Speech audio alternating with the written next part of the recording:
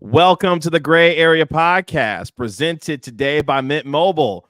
My name is Kevin Gray. Appreciate you joining me here on the podcast. It's Reg Fridays here. Make sure you download and subscribe to the podcast wherever you get podcasts for free. Give it a 5-star rating and write a review for it while you're there. You can also follow me on Twitter at Kevin Gray Sports. As I mentioned, it's Reg Friday. Reg Adetula from 105 through the Fan joining me as he does every Friday. Reg, what's going on? Not much. I didn't realize this was presented by Mint Mobile. Look at that.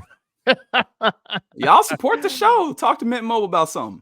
That is today's video partner. So shout out to Mint Mobile. You'll hear from them in a little while. Okay, very good. To join them. So appreciate y'all hanging out with us here. If you're watching this on my YouTube channel at Kevin Gray Sports, make sure you subscribe and like and comment on the video, as well as we have this conversation. It's a new month. It's March 1st as we begin the third month of the year. I'm floored by how quickly time flies. I remember just sitting on my couch, ringing in the new year, watching No Time to Die with my wife as we watched the James Bond movie together to ring. Well, actually, I watched the movie while she sat there and was on the her movie. phone. Watched her. Yeah, exactly. Which is funny because I was the one that got her into like James Bond films, like initially when we started dating or whatever. So she's actually started to like them, but she really had no interest, I guess, in watching No Time to Die as the new year came in. So I watched it while she did whatever on our phone. My point is, time has flown by really fast that it's already March the 1st already, and it's already been a few months or into a few months of the year already. Yeah, it very much sounds like she was kind of humoring you when it comes to these films, and you were the one that you were like, I got her into them. No. She likes you and she loves you, so she gonna watch these films, is what it sounds like.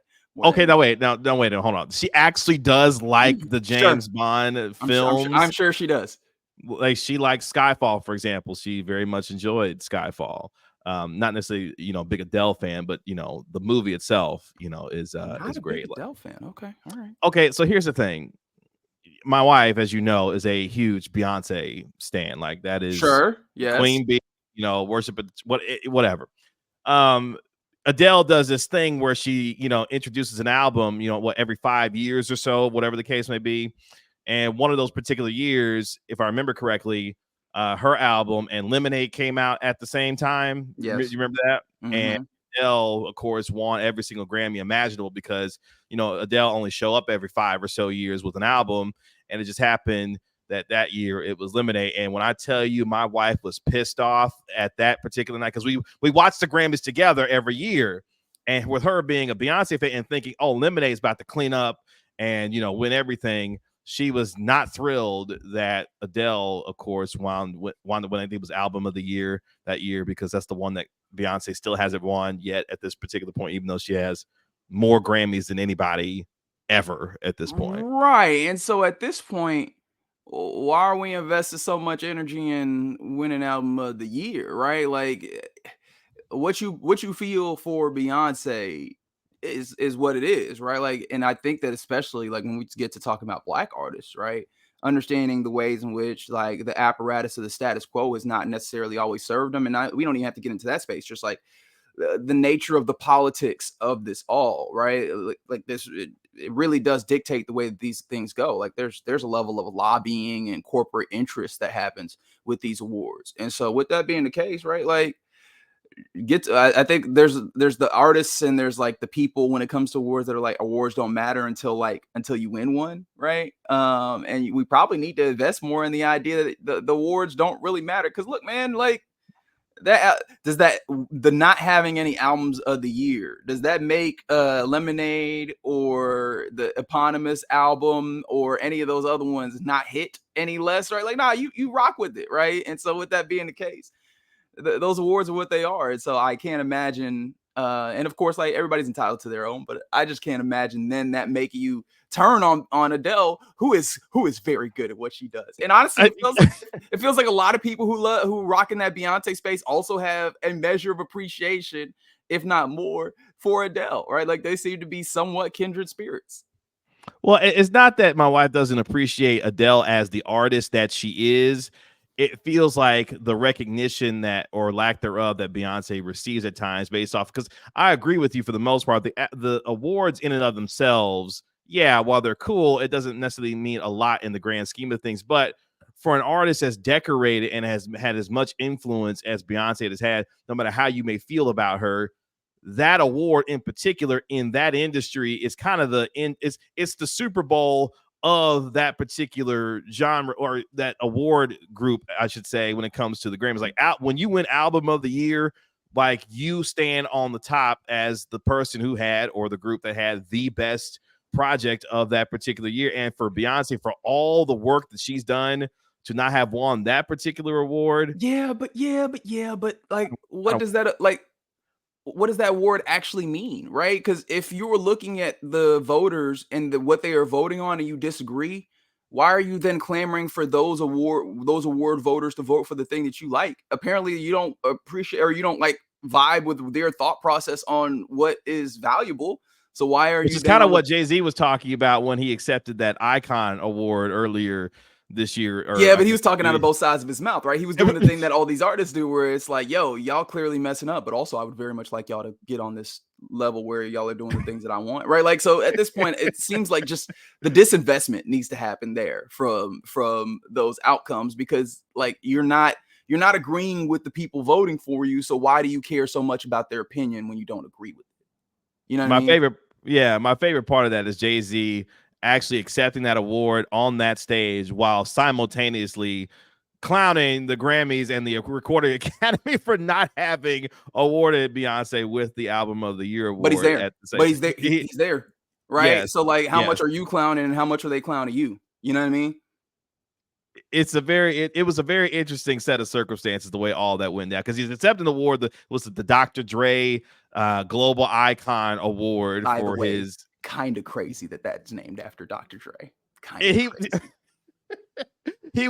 and Dr. Dre was the first recipient of the Dr. Dre Global Icon Award, so he was able to accept the award for himself, named after himself.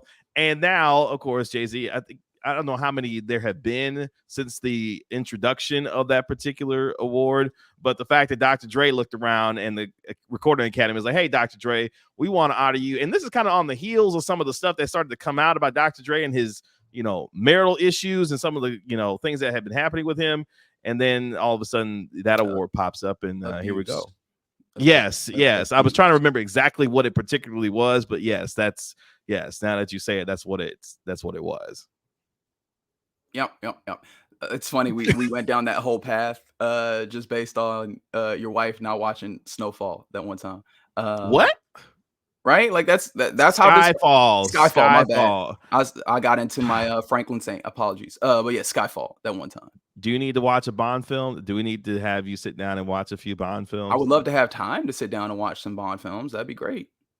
Okay, so if time was more of an object for you today, what would you be investing that time in? Because it sounds like no, just period. Like, I know you're busy. You got the show. You got a lot going on. Like, what does Reg want more time to do in order to feel better about the time that he's using right now? Read all these damn books I've been buying. Like, I'm literally looking at, let me see, 4, 6, 7 books right in my general vicinity, just within 10 feet of me, that I have purchased that I have not been able to really dig into. Now, a couple of them I have opened up at least, and one of them I'm nearly done with, but still, right?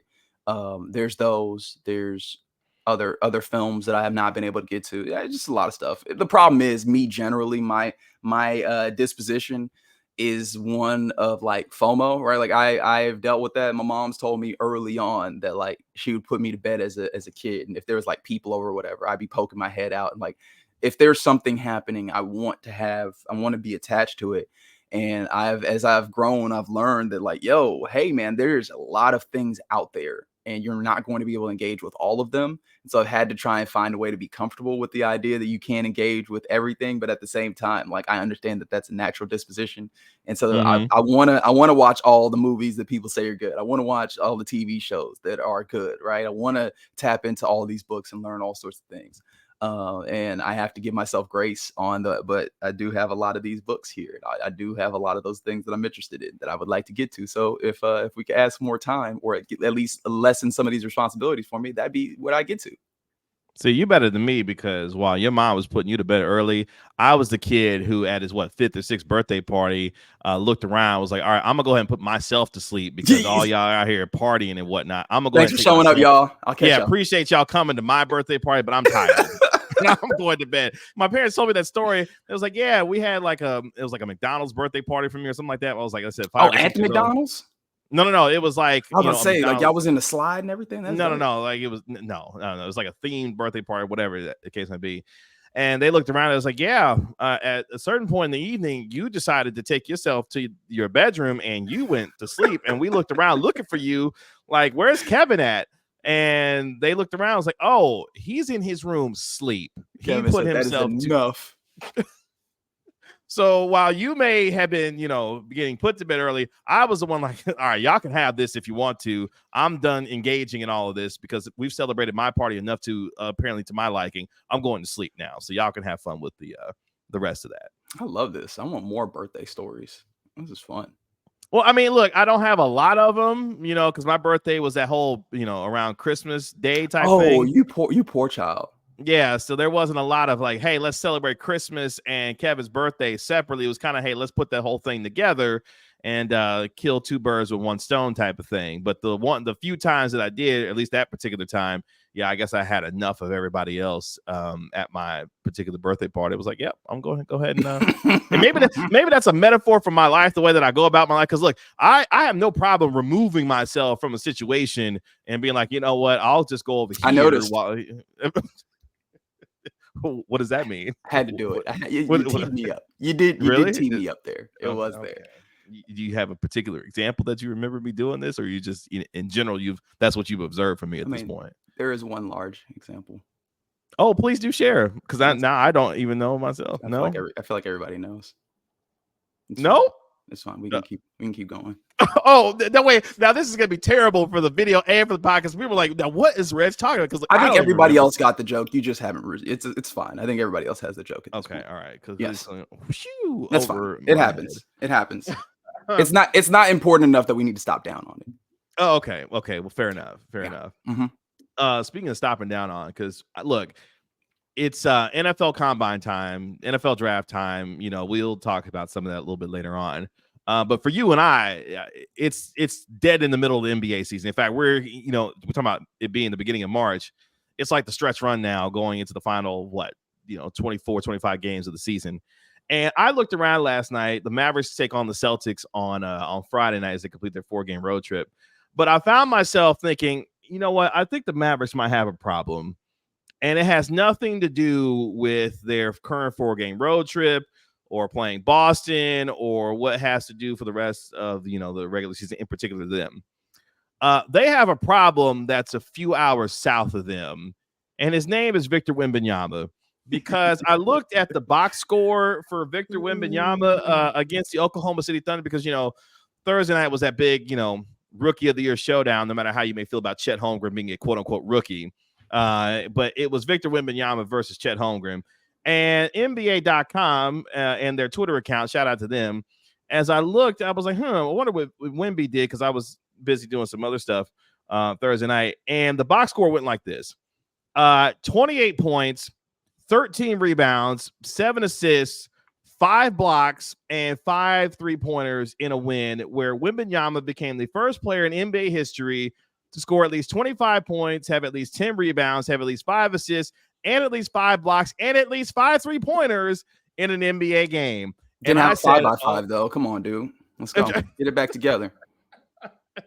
To which I looked around. The first thought of my mind was like, we've got a problem here. Because if this dude is doing this stuff, what he's just now turned 20 years old, and the Mavericks got to stare down the barrel of him for the next 15 years, oh my gosh. But more importantly, I thought, man, we get Luka and Wemby for at least the next, 10 years in their prime? Like, this is going to be nuts. But Victor Wembanyama, and they got the win, like I said, over the Thunder, which is shout out to them for getting the win over the Thunder, helping out the rest of the West, I guess. But yeah, Wemby, that whole thing is, I just marvel at the growth and the progression of his game. And obviously, I think that was I thought that was the breakout game for him based on all the things that he's capable of doing in an NBA game, it looks like. Wait, hold on. You said in their prime? Victor Wembanyama is not in his prime. Now I'm saying, like, we'll get 10 to 12 years of the two of them in their prime, I believe, because I feel like Luka's just 25. He's got another 10 years or so if he wants it, where I think will be in his quote unquote prime. And Victor Wembanyama he's 20 now. He'll be 30 by the time we get 10 years from now. So again, in his prime, like, we'll get the two of them in their prime together. Right. And my point was just, hey man, we are still seeing the tip of the iceberg in some ways. Yes. Like, he's been on minutes restrictions through the early portions of this. The team around him is still figuring out that he is that guy, right? This is wild, right? Because not only are we seeing him do these things, like, there was a lot of like theoretical things that we were thinking about. Of course, especially like the real hoop heads had seen some of his stuff in France and whatever with Metropolitan or whatever. And it's like, all right, cool. That's there. What's it going to look like over here? Exactly the damn same, right? It is incredible the ways that he is going about this, because of like the fluidity of motion that he has, like defensively. It's one of the things that I've been thinking about with Luka as you kind of link these two guys is, man, I wish Luka play defense with his feet more than playing with like his hips at times. Mm-hmm. And it's like, you watch Victor Wembanyama, that dude is moving his feet and staying in front of dudes at that size, and then going and like perfectly executing rotations, right? The IQ portion of this, right, is, all right, that guy goes there. My defensive responsibility is over here, as opposed to like sending two people to here and then having a defensive breakdown in your rotation, those types of things. He's doing that. He is just straight up eating people's shots. And when I say people, I mean 7-footers named Chet Holmgren, right? Yes. Like, taking the ball out of their shooting hand as they are trying to shoot it. And then offensively doing all of these other things. Like, this is insane. Like, this is an issue. And as they continue to like, one, build a better like offense around him, right, of what he does, and two, just put better players around him, I don't know what you're supposed to do with that. I have no. Well, they started finally playing him at center. Like, when they finally was like, hey, let's put that cat at center and let him have the greatest mismatch that we might have ever seen in the league with the skill set that he presents. All of a sudden, what's been unlocked here is a dude that can literally do, it looks like, everything on the floor. And oh, by the way, he's over 7'4" and can do block shots on one end. My man was pulling up for the logo, knocking down 3-pointers against Oklahoma City. And I was like, this is terrifying. This is absolutely terrifying. Right. Like, there's no place where you can guard him, because best case scenario, I'm not letting you get to where you want to, all that. He will pull up and shoot over top of you. You have nothing that you can do. Like, you're not going to make the shot difficult on him. No. He won't be bothered by anything. There's no defensive coverage that will bother him, because he'll just look at you and say, I'm just taller than you, and I have the skill set to knock down threes. I low-key can put the ball on the deck and get to the basket. I'll never forget that play that he had against the Milwaukee Bucks. My man went coast to coast, went around his back and dunked it on one of them Lopez twins. And Damian Lillard looking around like, what the hell is this? What are we supposed to do with this? Right. Those are the things in sports that I find to be fascinating, right? Because for us, the average human, right, we watch these athletes and we're like, these are unreal human beings. Like, this is a special class. It's fun when you have those guys then looking and being like, what the hell am I supposed, like, what is this? What did you drop on this court, right? Or what did you drop on this field? That was how I felt with Lamar Jackson when you had him out here running, right? Like, on the field, we talk about how the NFL is so much faster than college football, and I don't think people realize that. Like, everybody is fast on those fields. So when you have someone that makes everybody else look slow in that circumstance, it's like, yo, what is this? Like, that's one of the reasons why I'm fascinated with Lamar Jackson, because like, he is just other to something, to like a class of others. That's kind of what's happening with Victor Wembanyama. Like, he is other to a class of others. And then also in the NBA of late, we have gotten fascinated with the others, right? Like, Kevin Durant was like an other. It's like, yo, this is a 7-footer that is like really fluid and smooth. Now we got a 7'4" dude like Giannis, right? Like, and I tie that KD thing in because when we talk about like what it looks like once he reaches his prime, because we were talking about what it looks like when he gets to the league, and boom, here we go, right? Like 5x5s and these types of things. The idea of what are you going to do with him, like it's not fully there yet, even, right? The way that Kevin Durant can pull up at any point and then also like just knock him down mid-range, all those things. I'm not sure that Vic has like all of the confidence to do that yet, or the audacity is really the word that I want to use here. Imagine once he gets the audacity to do that, right? Like I'm gonna take you to the rim. I'm gonna do all these things, but also give me the ball, right? I don't care what you're doing. All right, you defended me. How about you hold this pull up jumper in your eye? Yeah. Like imagine all the things that you've seen and add that level of audacity to it. I'm so scared. I'm so terrified. But for the people in the league, I will be having a great time. And it's funny. I love that because that's one of the things that I love most about great athletes is you see the ones that have the extraordinary talent, the LeBrons, the Giannis's, the Patrick Mahomeses, you know, the Brady's, whatever you want to name. But it's when they figure out, and that is when they become the scariest version of themselves, when they figure out, number one, oh, none of you can stop me. And then they have the realization, I can do this anytime that I want to, for the most part, on any given night. When those two things meet with the kind of extraordinary talent that you see from certain athletes, that is the highest form of an athlete that I enjoy the most. Because Patrick Mahomes looked around one day and said, oh, y'all tried to play this zone coverage with me. Oh, I can figure this out and diagnose this. And next thing you know, he's still tearing up the league, figuring out ways to beat you. LeBron figured it out. Tom Brady figured it out. All these great athletes figured it out. And Luka, I feel like Luka figured it out when he looked around. It's like, oh, I can score 73 on these cats and make it look like this. Yeah, I could do anything I want on the floor. Victor Wembanyama feels like he is that much closer to being like, oh, there's nothing anyone can do with me, and I can do this anytime that I want to, and then I'll have the confidence to go out and do this every single night, and you won't be able to stop anything that I decide to do on a night in, night out basis. I think you give him to his age 22 or 23 season, and then he is a monster, like an absolute He's unstoppable monster. Yeah. Like when Giannis became Giannis and we looked around, because we had when he started looking like this. Bro, when he decided to put the skill that he had, no matter how you felt about it, James Harden, when he decided to put the skill together with the physical and the physique that Giannis decided to come out here, we looked around and was like, wait a minute, they make people like this, and then they decide to do things like Giannis. Even Nikola Jokic, to a degree, when he left the NBA season, when COVID went down, and then he came back in the NBA bubble, and we looked around at Jokic like, hey, dog, what's up with you? You done lost all this weight. He's like, look, I'm out here. I'm in shape. And now he's turned arguably into the best player in the world. Like, it's amazing when athletes of that caliber decide to put their mind to it. And I think that's one of the things that's frustrated a lot of folks about taking it back to Luka, that's frustrated folks about Luka Doncic is, dog, you have all of this at your fingertips. If you ever decide to get yourself in good enough shape to do this night in and night out, you are going to be an absolute terror in this league. And Luka looked around this year and was like, well, I guess I'll decide to go ahead and get in shape. And he's been an absolute terror for this league throughout the course of the year for them. I'm interested how you feel about this, though, because this ends up being a really interesting portion of this. I think that it was a conversation that kind of came up. Was it Anthony Rendon who was like talking about the idea that, you know, the sports is kind of, I don't remember exactly what it is, so I'm kind of paraphrasing, but the idea prioritizing the sports. Prioritizing this is the job, but, you know, faith, family, all those things come first.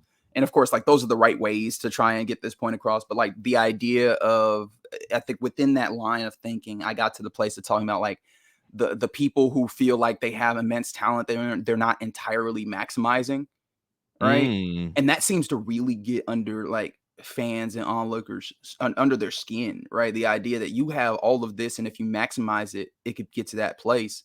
And I don't even know how to frame the question, but like that's always fascinated me because like, is that really our place to be like, yo, you need to maximize that because you have that much talent, especially if the talent, the way they're utilizing it is getting them some level of like the job done, right? Is it an obligation to take that talent and maximize it, or is it just like, yo, I get done with what I get done with my talent, and that is what it is. Like it is mine to I guess quote unquote waste in some way. I feel like it's funny that you framed it that way, because the first thought that came to my mind is how arrogant of someone who is not in that position of an athlete with that kind of talent to think that they were put in that same exact position, they would quote unquote maximize their ability to do so, because you don't know how you would react to the circumstances of being presented with hundreds of millions of dollars, with everything basically at your fingertips to access in this world, and all the things that come with that temptation and other things that come with that level of fame and fortune, and may not feel like you wouldn't be enticed by some of that to the point where you just need to focus on your job 100% of the time. I marvel at athletes who are able to put themselves in positions to continue to have the kind of work ethic and drive to remain at those levels of greatness with everything else that surrounds them on a daily basis, whether it be, even if it's good distractions like your family or your friends or whatever the case may be, all the things that athletes have to deal with at that particular level, and then still focus on the craft to be great enough to be better than everybody else at it. I don't know how I would react if I got into that situation. Right. So for someone to think, yeah, you're just a pure waste of God-given talent because you don't put in the quote-unquote work ethic needed to remain at those top levels, how would you react if you got into that situation where you had all the things of the world at your fingertips and you still had to maintain that level of greatness? I feel like people would be in a lot, they would not be able to succeed as much as they think they would if they were in that particular spot, that a whatever athlete you want to name in that space. No, for sure, and I always find that to be interesting. But at the same time, like we're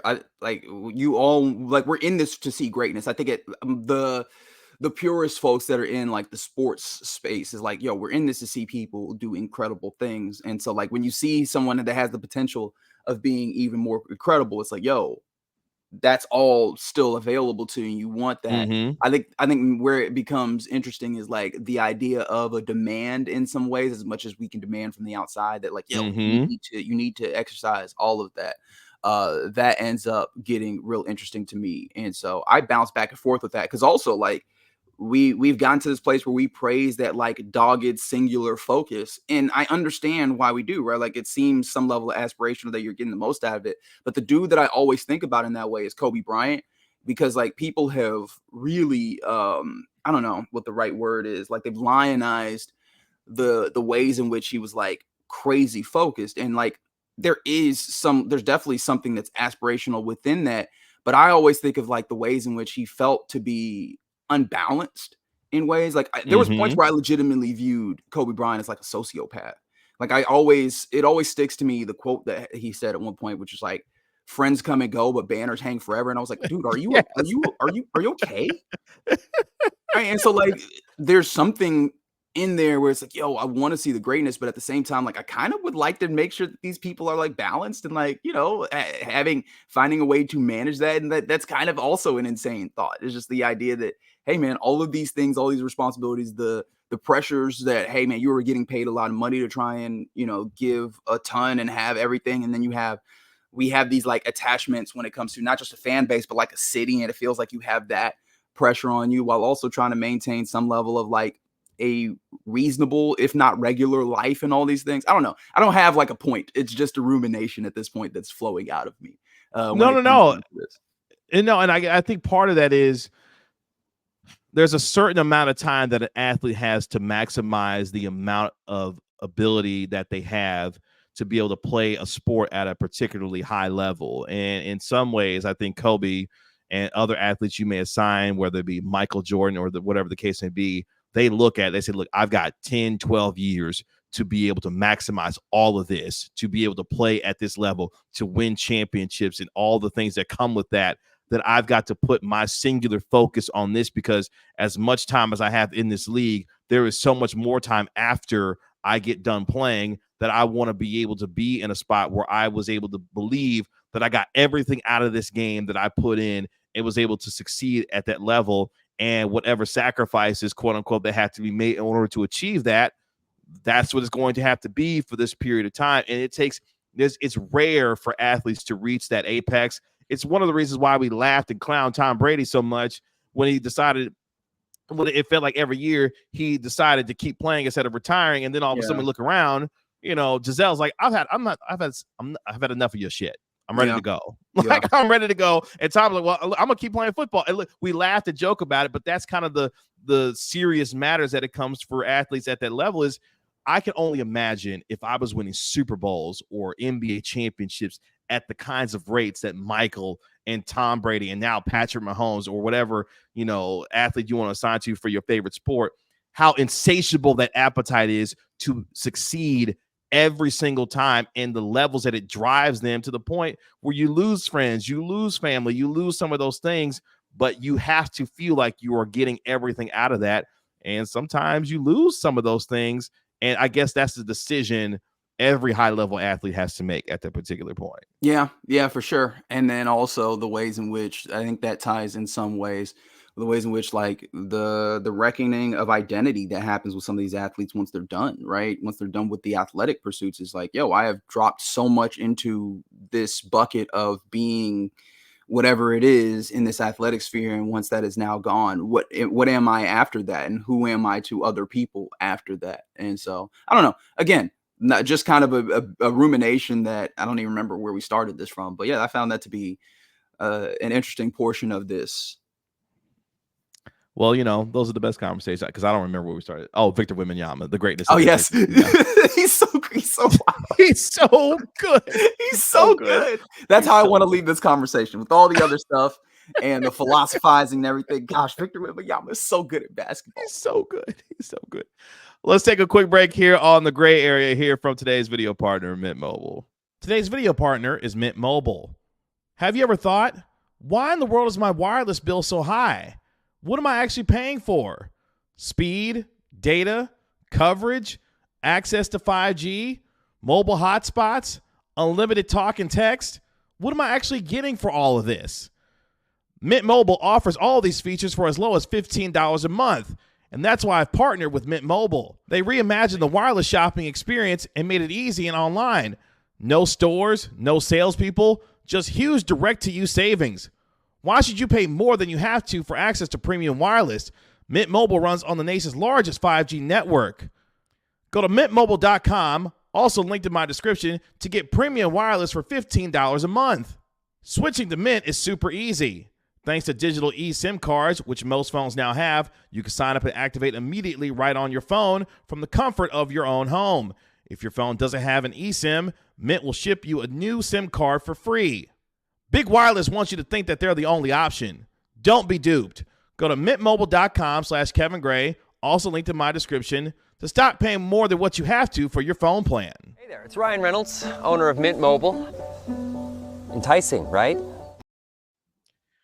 Back here on the Gray Area Podcast. Appreciate you hanging out with us through that quick break there, and appreciate today's video partner, Mint Mobile, for today's episode. It's Reg Fridays here on the Gray Area. Reginald Adetula of 105 through the Fan and host of the Get Right, joining me here as he does every single Friday. And we were talking about, athlete greatness, and obviously with Victor Wembanyama, folks like Luka Doncic and what they've done so far in their young careers. We're watching, young guys try to get themselves in position to experience that kind of level of greatness when it comes to, the NFL draft and the NFL combine. And I found myself, Reg, as we've gone through this week in particular, I'm not as moved as I was in years past by the NFL combine. Like the underwear Olympics that the NFL combine seems to be, I don't necessarily get charged up about it, but more so that I find interesting now is I feel like for certain athletes, especially Caleb Williams and some of these others, they don't seem to be too interested in it either. Like Caleb Williams isn't even going to throw at the combine. Marvin Harrison Jr., who apparently was supposed to talk to the media, didn't even show up for his media availability. Like, it feels like for the guys at the very tip top of this, they're like, look, dog, y'all saw my film. Y'all saw what I did. I'm not going to necessarily get out here at the combine. While there's others like, what's the kid's name? The risky dude who was out here tearing it up, at the combine. Brandon Fiske.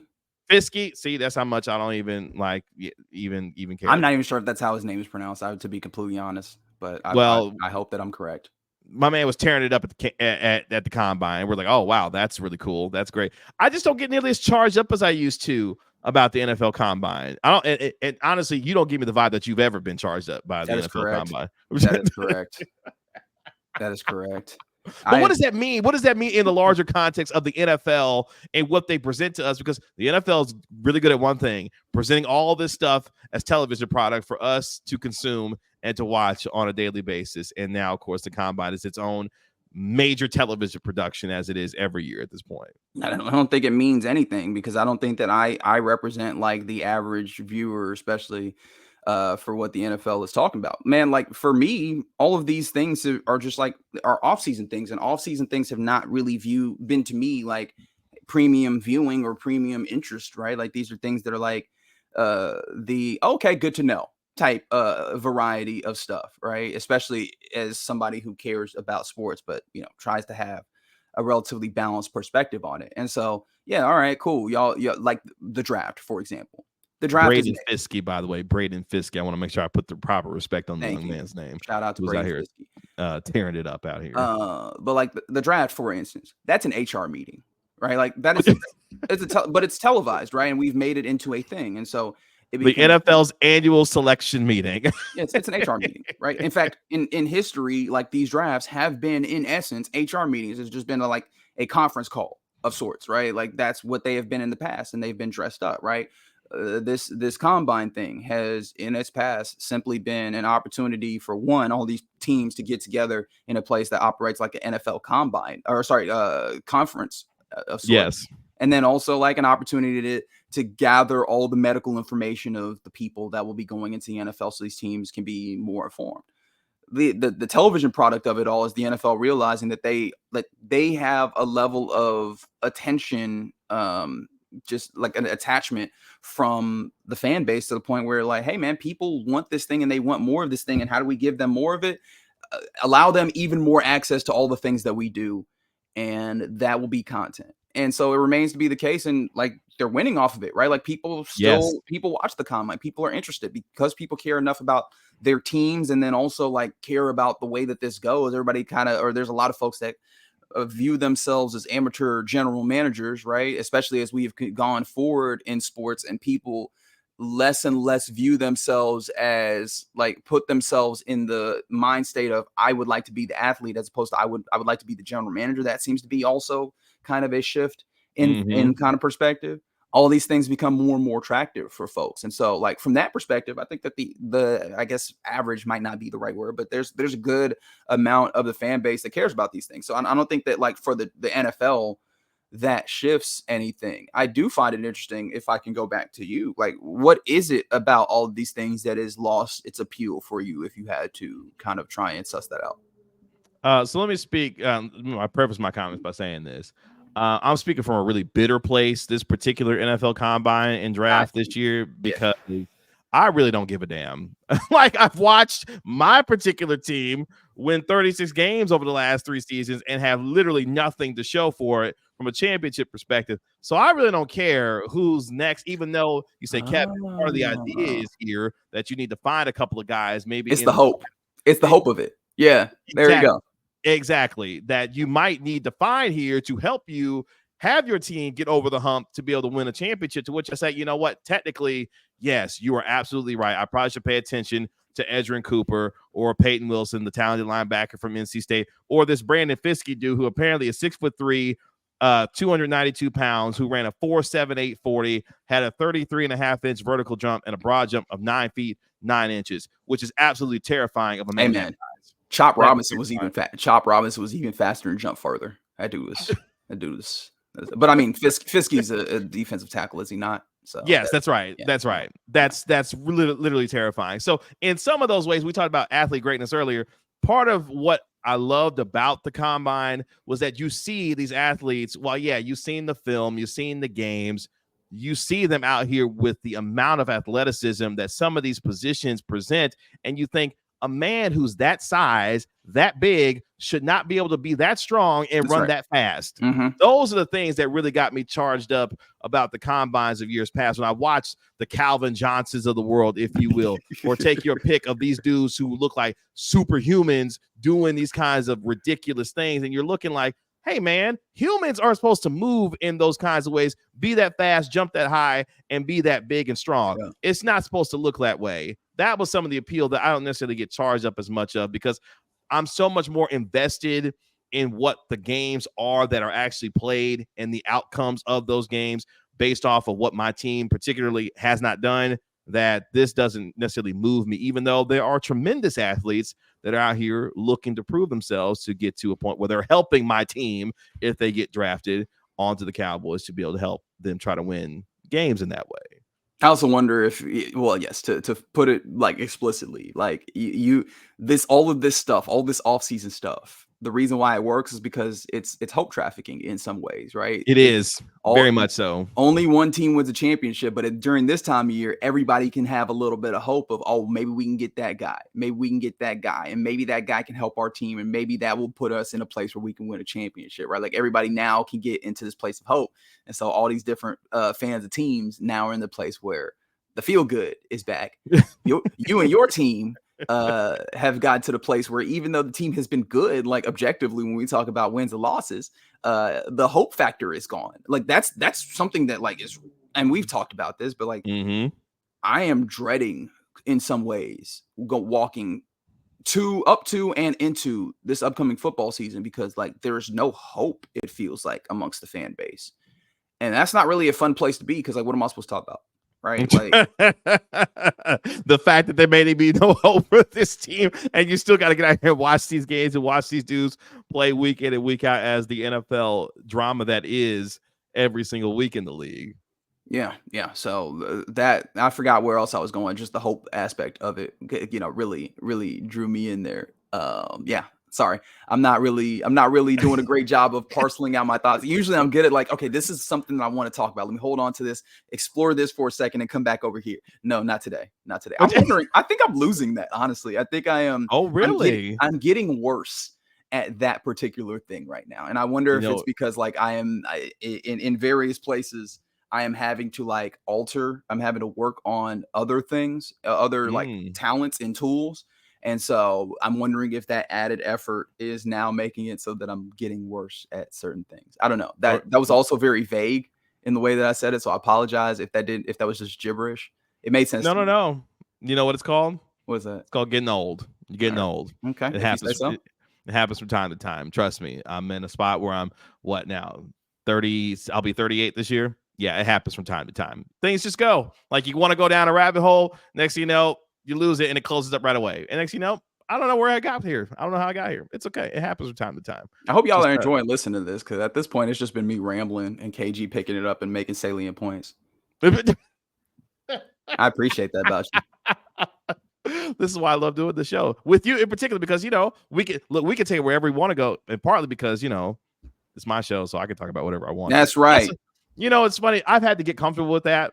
Like I was thinking about this the other day, and again, just another tangent, another rabbit hole going down. I think I had to think we're here for. Well, look, I had to think about it. I was like, you know what? This is a space where, and you, I'm sure, have realized some of this too, is while you're trying to satisfy a lot of different groups of individuals who have a lot of different interests in sports, in particular, what we're talking about, sometimes it can come off inauthentic, because I found myself looking around at different things that may have been happening in a particular sport or whatever the case may be, and thinking I have to talk about these things. Right. And when I did, it didn't feel like it was true to who I was. I'm like, I don't have to talk about this if I don't want to. I want to talk about whatever I want to talk about. And if y'all rock with it, that's great. If you don't, then I guess you can go listen to something else, because there's plenty of other things that may interest you that I'm sure someone is talking about. And I had to finally get comfortable with the idea that, number one, if I don't have something to say on something, I don't necessarily have to force myself to get out here to say it. Correct. But number two, if I do and I feel passionate about it, yeah, I'm gonna get out here and talk about it, because it comes off better that way. So I think to your point,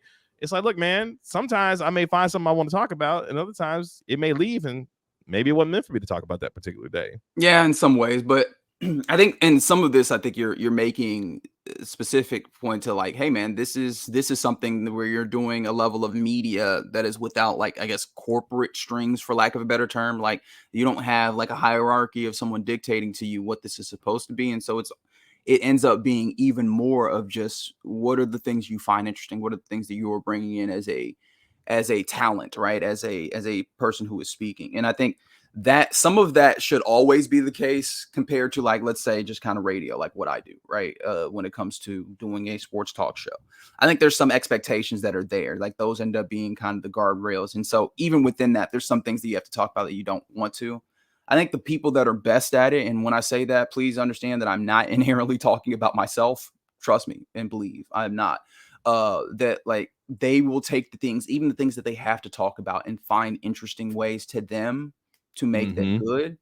And it's one of the things I'm trying to get back to doing, because I feel like I'm not doing it nearly as much, but it's something that you have even more freedom to do as we see more folks move from like what is legacy media and kind of those types of things into more free, open, I guess, democratic media as we get online and these types of things, where you end up on a podcast and outside of what your personal stated goal is, right? You can kind of figure out how you go about this, and your only objective at that point is to be interesting. It is not necessarily to, hey, we got to talk about all these things because we have partners, or we have to get to these things because it's a particular time of year. It just kind of ends up being, do you have something interesting that people want to listen to? Because that's the only metric that you have to deal with. And I think for you, especially, you grew up, and I think wanting to be, and then ultimately being in a space where it was like, yo, this is broadcast, this is very regimented, and maybe not exactly very regimented, but there's kind of a way to do this. There's a book on this. And so moving back into a space where you're podcasting more freely, I think you're finding that, hey man, there's a lot more freedom outside. Like it's like the dog who had the invisible fence, right? And you're like, I know I'm not supposed to go past this. And then you actually go and you tip you put your toe past there, and you're like, actually, I can go beyond these walls that I had. And so now it's a whole new world. You can explore this. So yeah, I encourage you, feel out those boundaries, man. Figure out those spaces outside of the confines that we previously had for ourselves. Yeah, that's a life lesson in and of itself. Testing boundaries. Figure out what you are and what you want to be in this whole big old world out here, because there is a big old world out there for you to explore who you are and what you want to be. Because sometimes I feel we get confined by the idea that we have to fit into a certain mold in order to be successful. And we're seeing, especially, and we're talking about in the sports media space, there's a lot of different ways that this can go for you to be out here and be successful, because somebody's looking for the brand that you're putting out there. And when you start building a community toward that, you just find that, oh, yeah, there's a lot more people who may like this versus what I initially thought when I initially started out doing something like this. There's that, and there's also the fact that, hey man, life's too short to have a bad time, right? And that's like the feel good way of it, but like the kind of the, I don't know, scary, for lack of a better term, way about it is like the trade-off of like staying within some level of confines is getting worse and worse. So if you are doing things that are not like do not feel fulfilling to you, it's not like you're getting rich off of doing the things that are not fulfilling to you. So you better find some fulfillment within those things, because you're not going to be in a place where you're like, okay, but that's what the money is for. Because let me tell you, the money ain't going to make that shake in a way. So you have to find the ways to have that fulfillment, I think. And so finding those boundaries, testing those things out, finding the things that scratch the itches for you and that you find to be entertaining, end up being more fulfilling. Speaking of money, before we get out of here today, because I want to make sure I touch on this real quick. We were talking about, obviously, the NFL Combine and these dudes trying to get themselves in position to go make this money and, play in the NFL and all this, that, and the third. And I bring it back to this particular team that I cover here in Dallas, the same that you cover in the Cowboys. And it feels like we get to this point every few years when it comes to one Ray and Nikola Prescott, and we're here again. Because if you've seen the news over the last couple of days, Michael Gelkin of the Dallas Morning News put out there that, look, a Dak Prescott contract extension isn't necessarily guaranteed, to which that raised a lot of eyebrows. Calvin Watkins of the Dallas Morning News then puts out a report just on Thursday night saying he talked to someone close to Dak Prescott, and basically, and I'm paraphrasing quite a bit here, this is not actually in the article, but I'm interpreting what this person told, apparently Calvin Watkins. Apparently, they're like, look, F around and find out. Because if the Cowboys decide to let this thing play out and then Dak Prescott get to free agency, it's going to work out well in the quarterback's favor. That part I'm actually talking about from the piece here. But I'm so flabbergasted at the point where you've got the Cowboys on one end, Prescott on the other, them taking these veiled shots and threats at each other about, hey, man, we may not give you a contract extension. Prescott's people are like, look, F around and find out if you let this thing play out. And then I go out here and ball out another year. And it's going to look, as this is your favorite saying, the cost of today's brick ain't the same tomorrow, something of that nature. Today's price is not yesterday's price. And I feel like that's the Dak Prescott camp right now. Like, look, okay, that's cool. If you want me to play out on this $59 million cap number, be our very guest and let us do that. Because when it comes time to do this again next year, if you decide to play out, which I don't think they will, guess what? You're going to have hell to pay because it's going to cost that much more to be able to bring me back here if that's something that you want to do for this franchise going forward from here. I also think that you were pointing to the idea of the price of the brick going up. Is that where you were? Yes, that's exactly. Yes, that's what I was trying to get to. You clean that up for me. Thank you. Yeah, no, I got you. Yes. No, why are the Joneses so bad at this? Like that's the question. Why are they so? They're awful at this. They are so bad at negotiating because this is what it is. They're negotiating through the media, right? The idea that, like, and the reason why they do that is like we can put the bad stuff in the media, and so that when we talk out loud and we put our names on it, it becomes like we've only ever said good things about Dak Prescott, and they have, right? But that kind of counters this idea that we might not give him a deal. Okay, and then what happens, right? Play this out. And some of that also, I imagine, is in some ways trying to appease a larger portion of the fan base now that is just like, yo, be done with this dude. But like, all right, you are going to let a quarterback walk just for nothing? Because like, you don't have a trade. He has a no trade clause. That's correct. Unless he works with you to get traded somewhere, which you cannot assume, you would just be losing an asset for nothing. And so I'm like, and you can't tag him anymore either. And then he knows all of that. He knows that he has all this leverage. So who is this benefit, right? Like you getting out here and being like, hey, we might not even sign him back. Who does that benefit? Right? Why are you so bad at this? Why exactly are you so bad at this?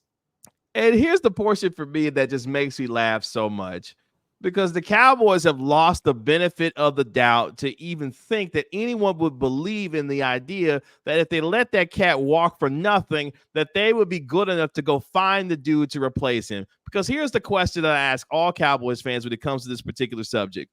Do you trust this organization to find someone as good or better than the quarterback that you currently have? And folks will come back at me and say, Kevin, it's not all about that. Go take the swing, be done with the dude, blow it up, and start all over again. To which I look back at them and I say, when has this organization ever shown you that they've been willing to go blow the thing up to start all over again? They don't do that because they don't think necessarily that's good business for them. Although I contend that no matter what, if you blow the thing up or you continue to try to win, guess what? You're not going to lose because they're going to keep talking about you. And all Jerry wants is for the people to talk about the Cowboys. And they will talk about the Cowboys all of the time. Yeah, I think that's always like a weird thing that people do where they're like, oh, they're not doing this because they want to say in the public eye. I'm like, dude, guys, we have enough data. People are gonna talk about the Cowboys because y'all keep tuning in to listen, right? Yes. So like I don't think that ends up being the thing. It goes back to the proposition of hope, right? You've talked about the ways in which I think people feel like they know what Dak Prescott is and what he is capable of, right? And what a team that employs him is capable of doing, right? They feel like they have seen all the permutations of this. And so what they're advocating for is not the aptitude of the Jones family and the Cowboys apparatus. They are just operating on the idea of like, yo, but there is a chance, right? Like there is some level of hope with the unknown because the unknown can be anything, right? The unknown might even be Patrick Mahomes. Is that likely? Probably not, but it could be, right? And so at this point, people are simply clamoring for the unknown because they have the known and they're tired of it. They're just fatigued. Like that's all it is, right? And I don't know that I can like blame people because that's not an entirely illogical stance, right? Because like I can see where if you get to this point where you're like, I know absolutely what I have here, so at least let me go to the unknown. I can't really be mad at you for that. Like that's your evaluation of the situation, right? And I'm not even sure that I'm completely in a place where I disagree entirely that like, hey man, I think we have a good idea of what Dak Prescott is and probably what he is not. Does that mean that you cannot win a Super Bowl with him? That's where it gets a little touchy. But then what are the permutations that you need to be able to win a Super Bowl with him, right? Like that ends up being, I think, the question. And that one's a little bit harder to parse out. So ultimately, I still understand the folks that are like, hey, man, I would like to get to a place where now at least let's work in the unknown where we can figure some more things out. We can at least roll the dice and possibly hit a 7, right? But yes, yeah. It's just that clamoring for the unknown, I imagine. The problem is the Cowboys have put themselves in a circumstance where, like, the way that the situation stacks up, that does not seem like a smart way to operate necessarily. The Cowboys lost. The Cowboys lost these negotiations years ago. This has been years in the making. Correct. When they didn't extend Dak during the time that Jared Goff, and when he was with the Rams, and when Carson Wentz, when he was still balling out before he tore his leg up, with the Philadelphia Eagles, when they got their contract extensions, Cowboys didn't do that with Dak Prescott. And then when they found his ankle dangling from his leg, then they decided, you know what? Actually, here, Dak, here's all the money for you. Here's your $160 million, and here you go. And now we're to the point where Dak's looking around like, what you gonna do? You're not gonna pay me and let me play out this last year on my contract and then let me walk for nothing? Or are you about to give me all of the money because that is what I deserve based off of me being a top 10 quarterback who just finished top 2 in MVP voting? And there's looking around thinking, here's the thing. Here's the dirty little secret about all this. The Cowboys won't ever be bad enough to go find themselves even in the top 10 to go get the idea of potentially getting a Patrick Mahomes. Because it wasn't like the Kansas City Chiefs had the number 1 overall pick in the draft and got a Patrick Mahomes. They were 10 or 11, something like that when they got Mahomes. So again, you're not even going to be in that position to be good enough to go find yourself a quarterback of that caliber. And now you're stuck basically with what you have right now. Well, not with Dak Prescott. I mean, but the idea is like, if you let him walk, you end up in a place where you're probably not going to be all that good. And you be in the middle somewhere. You might be able to turn a 13th pick into something, right? I think that's what people kind of imagine, something like that. Mm-hmm. Yeah, no, I think you mentioned it, right? You just have been on this conveyor belt of the Dak Prescott negotiations where you've continually put yourself on the back burner over and over in these negotiations. And so the one negotiation loss leads to another negotiation loss. And a lot of it's because of their MO, the way that they operate, their standard operating practice. It did make me come up, and why am I bringing this up this late into the podcast? Because we don't have the time to discuss it. But the idea of there seems to have been like a status quo on quarterbacks, and like, hey man, if a quarterback is this level of good, you simply just kind of keep up with them. And I think we're seeing people kind of shift, or at least maybe we're seeing a shift. And should we be shifting on, especially considering how much of a salary cap a quarterback is taking up time and time again? Do we need to change whatever that line is? And how do you go about that? How do you go about moving on from a quarterback? Because if you have a quarterback that's between these like lines, the line that we previously had of if they're good enough, you keep them, and whatever this new line is of we can only pay quarterbacks of a certain caliber this amount of money, right? If everybody around the league adopts that mentality, where do those quarterbacks in that middle go, right? Because I don't think you're just going to let a quarterback of that level of caliber walk away. But then who are you trading them to? Like who is soliciting their employment, right? Like I do wonder, how does that end up working in that place? Because like, I guess tangibly, like let's say that Dak Prescott is that guy where you're like underneath the caliber of quarterback that you should probably be paying a quarter of your salary cap to, technically, right? Like before we get into like the manipulations that happen in the salary cap that can make it more palatable. But he's definitely not a quarterback that you just walk away from. Correct. What do you then do with them, right? Like in this new paradigm that seems like people are trying to develop. And with that being, I'm trying to figure out and work that out in my brain. Like, what do you do with them? Or do you just find a team that's like, very desperate and trying to make a Hail Mary shot and see if you can get them in there? Of course, that does not work with Dak Prescott because he has a no trade clause. But like, is that what we're feeling is like the standard practice? Because it feels like there's a baseline in most NFL situations of what I think smart people think you should do. And I don't know that we're still formulating and finding what that best practice is for this new landscape of quarterback that it feels like we're kind of moving towards. And I'll say this real quick. One team that's tried this is San Francisco. San Francisco had a level of quarterback in Jimmy Garoppolo who they built a system around who they thought could eventually win them a Super Bowl, and they built a good enough team around him to do so. They had a 10-point lead in a Super Bowl. They blew it. Then it's like, well, maybe this Jimmy Garoppolo thing can't happen because we can't pay him. Look, we already traded for him from New England, and we gave him the money. We thought we could build a team around him based on the money that he was making to be able to win a Super Bowl. They got close. They didn't do it. And then Kyle Shanahan and the group looked around and was like, oh, no, he's not going to get us here. Let's go get Trey Lance. They thought Trey Lance could increase their ceiling if they got into a point where he would be developed enough to be able to work with that team on a rookie deal to be able to win a Super Bowl. It didn't work out. What do? You know what? Let's go draft Brock Purdy. Let's see how that works out for us. And they found a quarterback who was good enough around the system that they built with the talent that they had to get into a Super Bowl. Ultimately, they ran into the dude who's the greatest quarterback that we've probably ever seen in Patrick Mahomes, and the defense that was historically good in the Kansas City Chiefs. So at least that's the example that I come up with initially is San Francisco has been willing to try this and figure it out. What tier of quarterback, based on what we want to pay, can help us get to where we want to go? But do we have a system with Kyle Shanahan that's good enough to be able to have that talent be maximized based on the level that we're paying and what the kind of player that we have at quarterback for them? Yeah, it feels like there's a lot of variables that happen in that one particular situation. But I mean, hey, maybe that's what you look at, right? And maybe they treated the quarterback position like running back, like just look every 4 or 5 years, every 2-3 years, let's just rotate them out. Let's just see what happens. That's the unknown that I think people are clamoring for, is the idea of just keep trying different things, especially if you have stability outside of that quarterback, where you have Kyle Shanahan that you feel like is a level of stability. You know that you're going to be able to have a certain level of offense. You know you're going to be able to evaluate other talent in a certain place. So you just keep plugging and playing, I guess, ultimately is the thought process. Again, I feel like this is a longer discussion that I brought up at the wrong time. But no, that's absolutely something that I am kind of just pondering. I just don't know how the Cowboys quite get there. And I guess a lot of people view like the way that you get there is you go through the disgusting portion of letting Dak Prescott walk, eating all of that salary in that void year that you have, and then coming out on the other side and hoping that you can start that level of treadmill of, all right, throw a quarterback at it, see if he works, move on to another one, see if he works.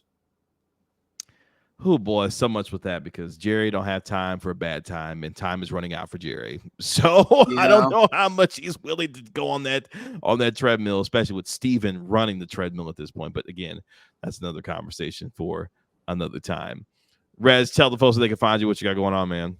At Reg Adetula on Twitter. I host the Get Right here, or not right here, but on 105 through the Fan.